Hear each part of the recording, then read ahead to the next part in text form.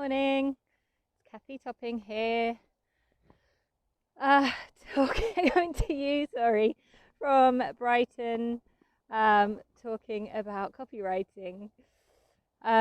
Still frozen in the woods, but it's starting to disappear, and I think we're going back to rain quite soon, so that's pretty unexciting. Anyway, hope you're well this morning.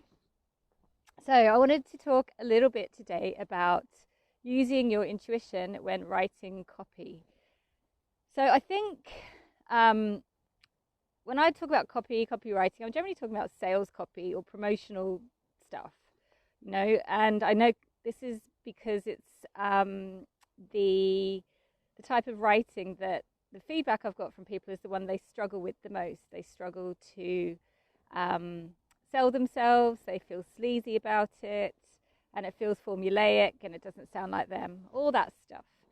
And so this idea of bringing your intuition into it, I think is a really interesting one, because one thing I've noticed over the years of, doing projects for other business owners, I've been doing this for a long time. So, I'm used to taking on a brief, doing the thing and delivering it and getting feedback. And I have noticed that I kind of know in my gut if something's not quite right. And when I ignore that and think, no, I think it's okay, I don't know what that's about, and send it back to the client, more often than not, they'll come back and be like, oh, actually, this bit's not quite right, or, whatever it is. And it happens frequently. And so I listen to that now, and I know that something doesn't feel right. I need to just let it sit for a bit, come back to it, and work through it again. So how does this translate to using your own intuition when writing your own copy?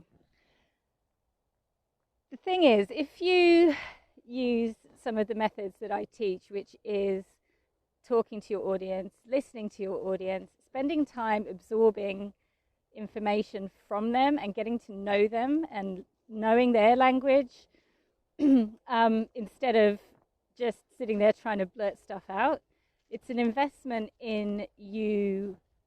I don't know, my take on intuition for this kind of stuff is that the more you read, the more your brain kind of can recognize when something sounds right or feels right, and that's where your intuition kind of kicks in and makes you feel a bit like, oh, this doesn't sound like me, I don't like it, but I don't know why. And so, like, for writers, advice is always to read. The more you read, the better a writer you will be, because you're filling up your brain and your subconscious with all this language, and then that's what comes out, when you sit down to do it. So the same principle applies. Listen, read, talk. Really immerse yourself in the language of your audience, so that when it comes time to write something, if it's not really, you're going to get that clanging. You're going to get that thing where, like, that doesn't sound right. Why, that doesn't sound. That sounds weird or not like me, or whatever. And so, and then listen to that intuition, and this is and you don't have to just sit there and wait for the answers to download necessarily, because again, part of the method I teach is to have a swipe file of all the language that you're collecting, and you add to it all the time. And so go back to it, and is there a specific word you're using that no one in your audience ever uses, and is there an equivalent that you can find, for example? I think this most often raises its head when you're too reliant on templates, or just trying to just get it out without really spending any time thinking about it, or being a bit more considered.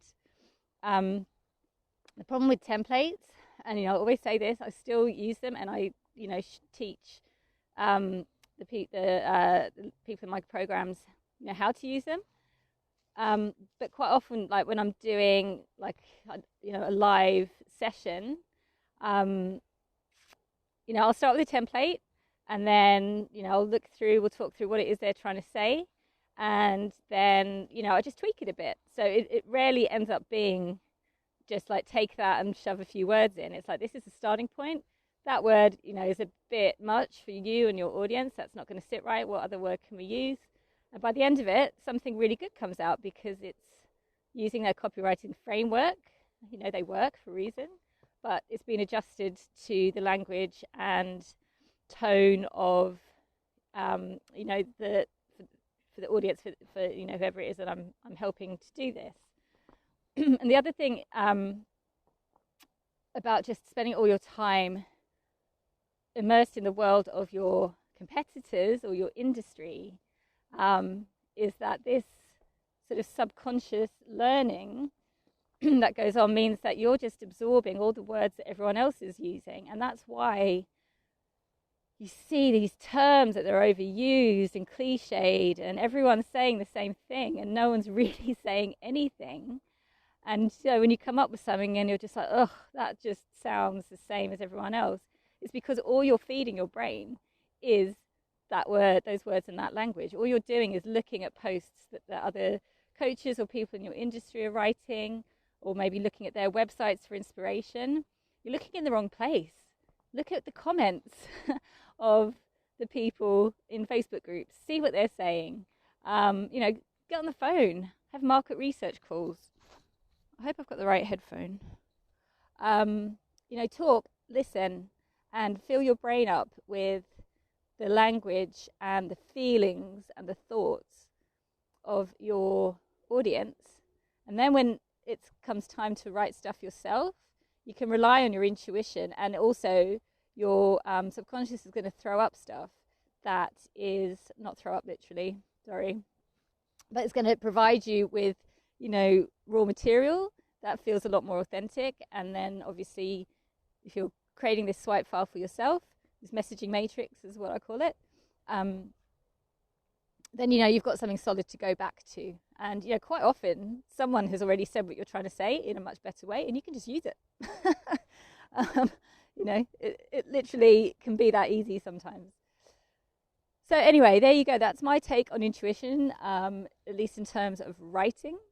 I'm sure it's a big subject, so I'm not pretending to be an authority, but I definitely think when you're writing stuff, what comes out is heavily reliant on what you put in. And so you need to invest some time, filling your brain up with language from your audience rather than language from your competitors and your industry. Cool. Hope you're having a good day wherever you are, and I shall see you next week.